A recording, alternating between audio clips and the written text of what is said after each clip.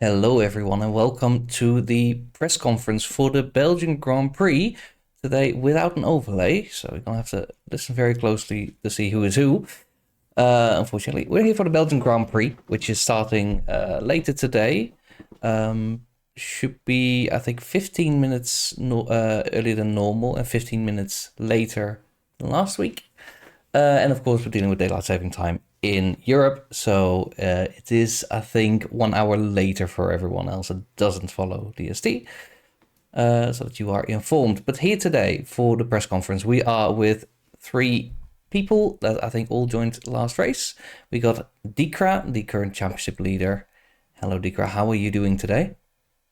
Yeah, quite fine. I was sick the couple days before this, but now it starts to get better, and I think I'm at 95% probably. 95. That gives people a little bit, 5% of margin, maybe a little chance there, but hopefully you're good enough for the race later today. I assume you've been practicing Spa a lot. How do you feel about the track?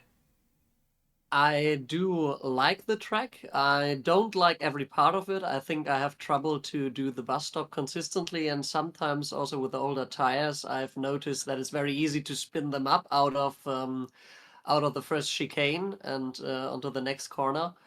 And in general, I enjoy driving here. I think the track gives you a lot of confidence. It also is mostly a forgiving track because there is still a lot of asphalt runoff, even in the version that we are driving.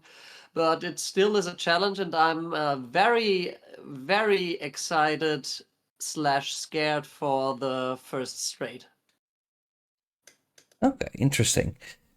Well, of course, first straight is always a bit goofy. There's been some big crashes there, but hopefully this time we can get through without too many issues. And next to you is Mercury. How are you doing today? Hi, doing fine. You are, I believe, the only Norwegian driver that we've ever had so far. Does it put any extra pressure on you? No, it really doesn't. Norway doesn't have a great history when it comes to Formula One anyway, so there is not much pressure. However, I'm pretty new to Formula One as a whole when it comes to sim racing, and it's been quite a difficult or different animal, I would say, from GT3s and LMP2s that I'm used to driving. All right, but you're adjusting very well. Yeah, I'm trying. I've only been participating for one race, which was the British Grand Prix at Silverstone. I got a lucky P10, I would say. Just happy to score points and avoiding collisions, and that's pretty much going to be the tactic for today: is try to stay out of trouble and take opportunities as they arise, if they come. P10 is a P10, so counts. And yeah, that's 3 points behind your name, currently P15 in the standings. Then next to you is a very quick man on the leaderboards for all the races. It's Statue. Hello, welcome. Hello. Uh, this race, I assume you're still on top of the leaderboard. I haven't heard anything otherwise. So, do you think you can translate that pace into race pace this time? I know that's been improving for you a little bit, and the last race was a good example of how quick you can be. I'm feeling generally optimistic for this track. I've always liked Spa. I think it's my most driven track on AMS2, and probably in all of sim racing. And also I think this is the first race in this championship where I've actually one developed a race setup and two been happy with that setup that I've developed. So yeah, hopefully if things go smoothly, I think I have an actual shot for a win. Uh, so yeah, I feel good in my race pace for this one. Okay, that's very good. Do you think if well, I think people are now expecting Dick and Tom Scott to also be up there. I think you're expecting to fight those two, or are there other people that we need to worry about? Mm, I know Sorrow said previously that he likes this track. If he doesn't get stuck fighting with Kaflor this time, he might be there as well. Uh, but yeah, probably these two. I mean, it's difficult to tell.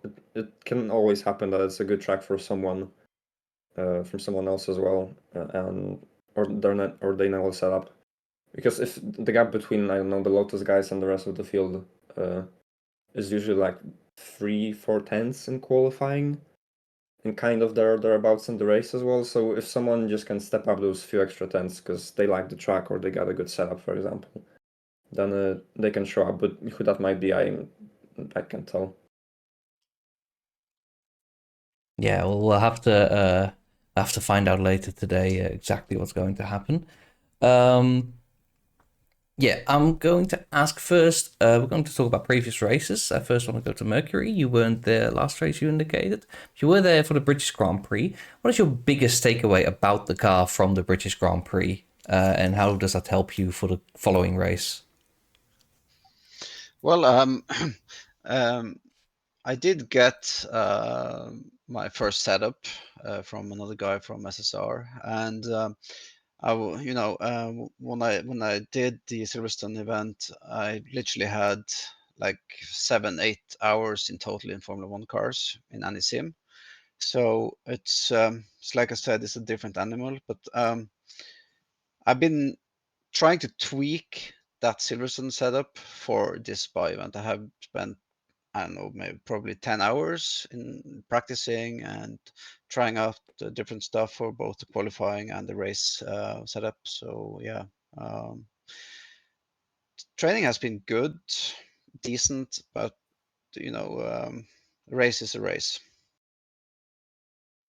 Yeah, of course. And then for speaking of setup, I want to ask Dikra, you've been doing very well in the last few races. I'm starting to wonder, is there anything that you found in the setup last race or for the British Grand Prix that has helped you a lot that other people may not have found? Not at all. I think we've been very transparent about what we are using, and it's actually not a hoax. It's accurate. We are still living off the Silverstone setup that I used on my time trial lap, and that we just adjusted in terms of wings and sometimes a little bit of tire pressures and of course in terms of brake bias, and that's the only things that we keep adjusting.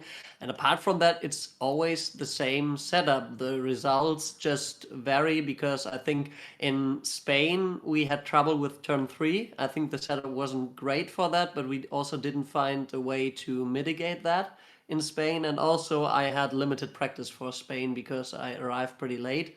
And after that, I think the pace has been relatively consistent. And especially in Hockenheim, I think that Statue was closer than he'd been in the previous 3 races. So I don't think that we found anything. It's just that I, in Silverstone, had probably my best track in the calendar. And in Hockenheim, I had a lot of luck, and that was the reason that I had a lot of success there. But it's nothing in the setup. And Statue, last race you got a lot closer as well. I think people agree that you're very adept at making setups for hot lap pace. How does that work with race pace for you? Do you change up a lot compared to what's on the hot lap leaderboard, or do you keep it roughly the same? Depends on the car, but for this one specifically, you need to make lots of changes. Kind of unfortunately, because the time trial setups I mostly could just take from other people who are already on the board and then just adjust them slightly. But the problem is that when you switch to a race setup, you suddenly put lots of weight in the car, which I think also in this car, just I don't know if that's actually the case, but just by the car behaves, I think it shifts the entire weight distribution further rearwards. So not only you're dealing with having to move around with a heavier car, but also the entire balance of it shifts, which like you can just add wing, but that usually isn't the optimal solution because of drag issues. So mostly on tracks like Spa, which if you really want to have a good setup, you need to make changes that are quite wide in terms of you need to change many different areas basically. So it's not really that straightforward, just adapting a time trial setup for an entire race. Interesting. Yeah. And for Spa specifically, I'm going to go in the reverse order for this one. Getting the question in chat: do you prefer a high downforce setup for Spa, a low downforce setup, or do you go somewhere in between? Let's start with you, Statue.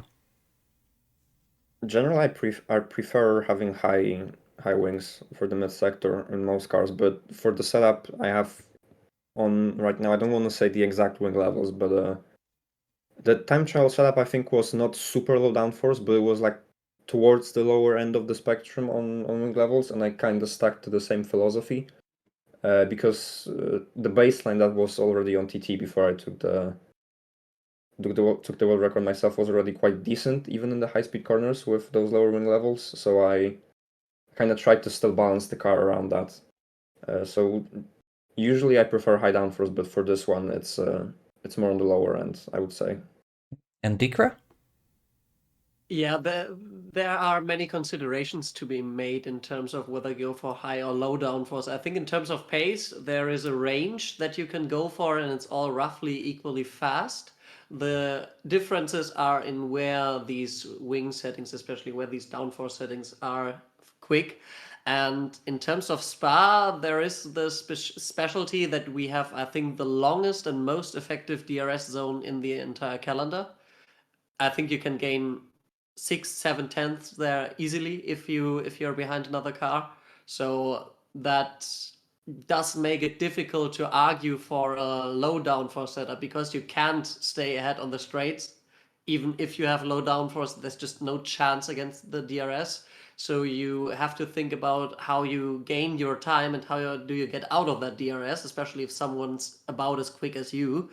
And I think with a low downforce setup, you have the problem that you are going to have trouble to escape in the middle sector, even if you have better tires or better something, simply because you have less aero grip in these corners where it truly does matter.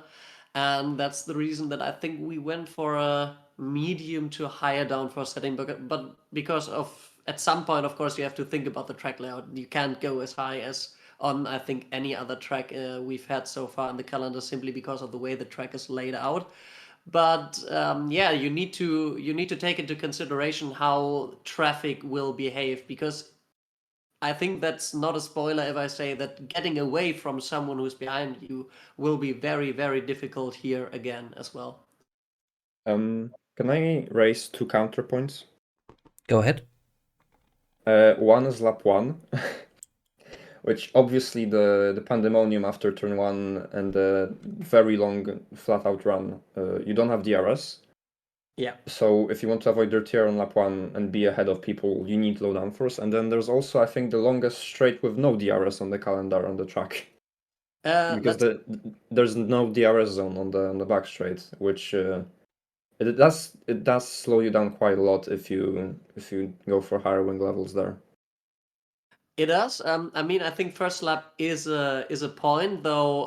The slipstream is pretty strong on that track. The slipstream is so strong that I think even if you have low downforce, you start first. I don't think you're gonna enter the first chicane in first if you do that, even on low wings. Maybe if you go absurdly low, maybe if you go to like 20 wings, then it can work. But other than that, I don't see a way to not be side by side by the end of the camel straight. And if you're side by side, if you have lower wings, then you're gonna struggle to brake in a way that results in you being first after that chicane. And also the back straight, I agree with you. That's gonna be a problem if you run higher wings. But if you're behind another car, you gain so much in the slipstream, and I think the slipstream might even be stronger because the back straight is curved.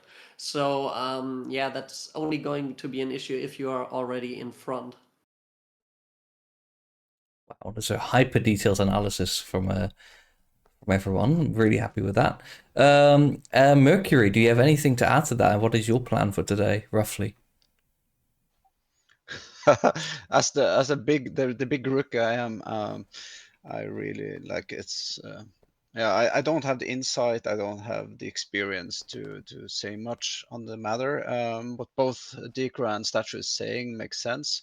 However, I've been just trying to practice with full loads of fuel and seeing the stability and how far, how many laps each tire set can go, and trying to just find the balance for me at least the balance for between high and low downforce.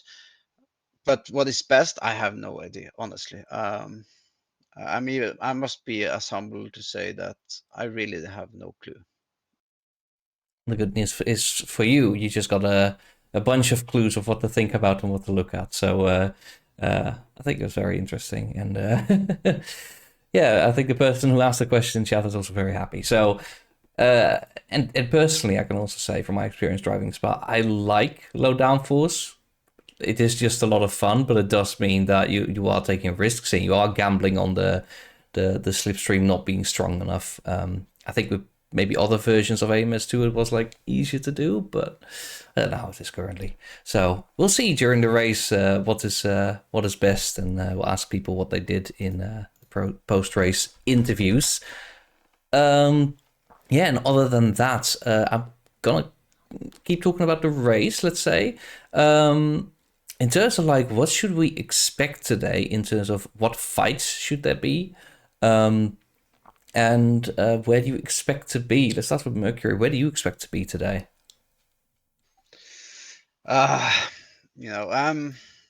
I can score points, that would be awesome. But I don't expect it. But I'm hoping for scoring points. I know I'm not. I know I'm in, let's say, the bottom half of the drivers, and but yeah, I will try to stay clean and try to be as consistent as I can. And if there comes opportunities, I will try to take them. But other than that, I probably will. If I see someone has better race pace than me, then I will let them go and just focus on my own race. Yeah. Interestingly, Dikra, who do you expect to fight with today? And also take us through what else we should expect to see in terms of fights around the grid. Well, a lot of things depend on lap one. You first need to survive that camel straight, because I think that's going to be a 3 or 4 wide case there. Though there are going to be 3 or 4 cars driving side by side approaching the chicane, and if you survive that, then we can talk about the rest of the race. But you need to survive that first, and I don't think everyone will, and someone's going to get the bad end of the stick, and I think there's going to be one. And maybe there is a safety car, then it's not so bad, but maybe there isn't, and then it's a big problem. But if you survive that, I think that after that, a lot will depend on who is where after that random first stretch of full throttle. And depending on who is where, I think on pace, I expect that Domschka will be fighting with me, and I think that Statue will be fighting with me. I think that's very likely going to be very, very difficult to get one of these guys out of the DRS if they're behind me. For the others, I'm not entirely sure. I don't know their pace. I haven't practiced with any of them. I've just seen the Wednesday result because Domschka participated there. And I think they maybe lack 2-3 tenths per lap, but that doesn't really mean anything. If they can get ahead in the first lap, then they are going to be in the fight too, and they're going to be very hard to get rid of as well. And also, depending on strategy, I think there can be battles throughout the entire race that will only get sorted at the end of the race when all strategies come together or don't come together, if you get what I mean. So that's going to be a I think, very hard to read race, and it's also going to depend heavily on the result of the first lap. Going into this race, I think I expect to go to have a 3 or 4 way fight throughout at least the first stint, and after that maybe to settle a little bit, but I don't know in which direction. Very interesting. And Statue, what are you expecting to see? Well, yeah, lap one certainly can throw up a lot of surprises. But it's difficult to predict what will happen exactly, so I'm just going to disregard that factor for now. And yeah, it also, as Dikra said, depends on strategy, because at least in my testing, I think there's 2 strategies that can work, one with a slight variation to it as well. Won't say what it is exactly, because I don't want to give away too many secrets as to what I'm planning. But there are options that could work better for different people with different setups, maybe, let's put it that way. And Yeah, so there might be a strategy element to the race, but in terms of who I want to or who I'm expecting to fight with, definitely the Lotus Boys, and then I don't know. Like I said previously, maybe other people as well, but it's difficult to tell who exactly. Yeah, I do find in this season there's a lot of back and forth in the in the front. There's a lot of fighting, and so far Dicker has always come out near or on top, like nearby on top or on top all the way. But in the midfield, we have so many people fighting there. Let me remind you that Marcus is fourth with 29 points, and Randers is eighth with 22 points. And there's like a bunch of people in between there. None of you are really part of that fight, or at least for Mercury, you're not part of that fight yet. Who knows? Could be with a couple of good races and a little bit more experience, that's possible. What should we expect from that fight? Is there anyone in there that you think is maybe underperforming a little bit and will show up in future races? Or anything else we need to think about? Statue. First of all, I'm glad to not be a part of that fight anymore after Hockenheim. Because it was kind of, I mean, I knew it was still far away from the season's end, but it was like kind of stressful just having the possibility of spinning once and then losing 5 places and 5 places in the championship as well. Um, but it's I mean, it's close for a reason there because I think everyone who's in that pack from P4 downwards they're all very close on pace. Some of them have had less or more consistency, but then they had better highs, like Randers, for example, winning in Barcelona or Soro being on the podium. So then, even if they underperform, they can still live off of the points they gain when they actually perform well. I think I also noticed on the results, Dustin pointed out that I think was it Gary who, when he finished in the exact same place. Yeah. Every race. Yeah. That's crazy consistency, but at the same time, he still doesn't have a podium. So and he disconnected once. I guess that's just unlucky. He's so finished. Maybe he could have been higher if it wasn't for that disconnect. I would probably bet on either Gary or Dustin coming out on top by the season's end, but I wouldn't bet money on it. Interesting. Yeah, Gerald's finished 4 times, 3 times this year. Fourth, 3 times this season. So, yeah, and the other time he disconnected. So he is probably craving that podium, and he's got the skill. He can get there. The Crow, what do you think about that fight behind you? Yeah, I think they all had their own issues during the races. I think Marcus would have been very good in Canada, but he spun there. He's probably the one with the only. He's probably the only one who didn't have a completely off result because I think Dustin had his first race where he only scored 1 point, and Gary had the disconnect, and Randers had a race he didn't start in. So probably Marcus is the one that I would suspect to be in the biggest danger of dropping out of that fight. But it's very hard for me to assume someone who's going to be on top of that fight. I think Dustin showed the most promise after in Canada that he can stay in the DRS, and if he can stay in the DRS, then he can fight for wins. That's something I think you have to be aware of. So I think if Dustin gets a race together without massive bad luck, I think he probably had the most of everyone in that group up till now, then he is the most likely to solidify fourth position. But I'm not entirely sure that he can attack at the front. I think that remains to be seen. Interesting. And Mercury, the fight is ahead of you. Do you have any hope of catching that fight by the end of the season, being amongst it? And what do you think is going to happen? Well, yeah. My first goal is obviously, trying to be the best of the bottom part, I would say. Close to scoring points is what I'm hoping for, but at the same time, I do know that the experience needs to be built. You need to build your experience, and I'm hoping that this season I can learn as much as possible.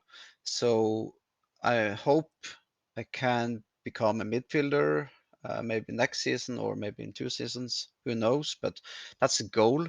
Like watching Statue, Domska, De Crow, Randers, Dustin, even Sorrow. They have experience and race pace. I'm not even close to matching at this moment. And I think just realizing that and not thinking you're better than you actually are is going to help me, because I will try to avoid fuck ups, I would say. Yeah. All right, that's a good strategy, I think. Don't expect too much of yourself, and yeah, gotta build up. All right, getting near the end of this press conference. So if anybody in chat has a burning question that they want to be asked and it hasn't been asked yet, now is the time to put it in there. A quick question, let's say to I don't know.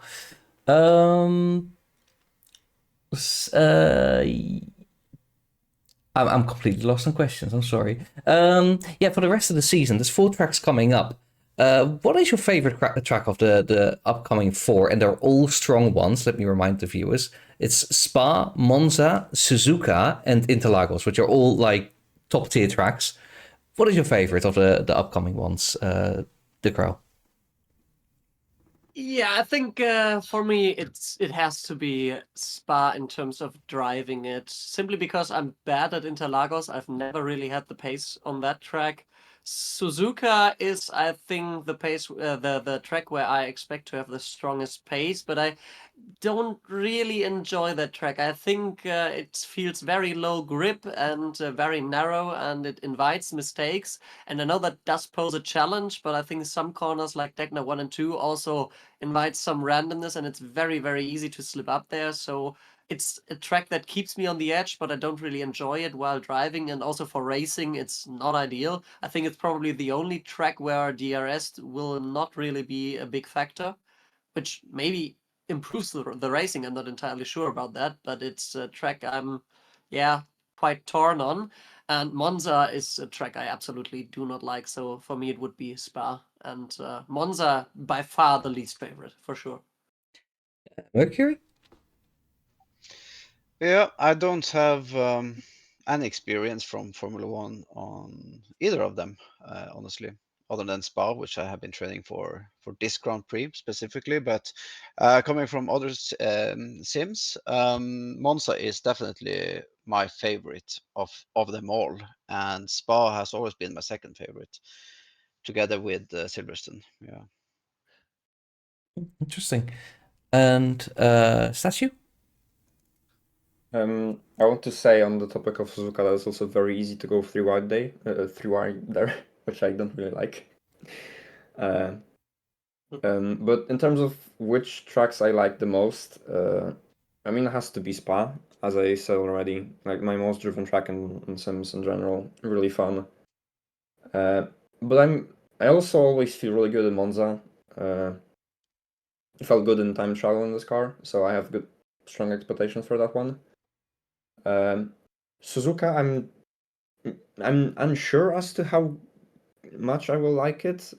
I did some laps in time trial, of course, to get the world record, but I didn't like it too much in this car, and I'm a bit worried that will be even worse on full fuel in terms of handling.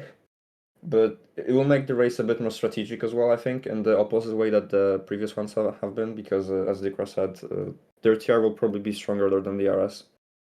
And in Interlagos, I had a period in my sim racing journey where I didn't really like it too much. But I think recently, in like the last half year, I've been getting more and more accustomed to this track. I feel pretty confident there at this point. So in general, the second half of the season fills me with more confidence than the first one in terms of track selection, and especially Spa and Monza. Interesting. All right. Then we're gonna wrap things up. Really quick, Statue, is there anything else you want to add that hasn't come up yet? Good luck to everyone into turn one, I guess. It's hopefully we don't recreate 2012 in this race that closely, that accurately. Let's hope not. Mercury, anything to add? I'm gonna stick to what Statue said. Good luck to everyone at at the turn 1 and Eau de Rouge, and yeah, hoping for a great race. And thanks for having me. And the Crow? Yeah, also good luck and watch that start. I think it's going to be at least as exciting as the real F1's one. Interesting. It sounds almost threatening. It is. It is. Okay. Well, don't crash into each other. Don't be a hero. And good luck for the race later today, which is in about, oh, I can't do the math right now. Like what, 4 hours and 45 minutes? 15 minutes? Something like that. Anyway, we'll see.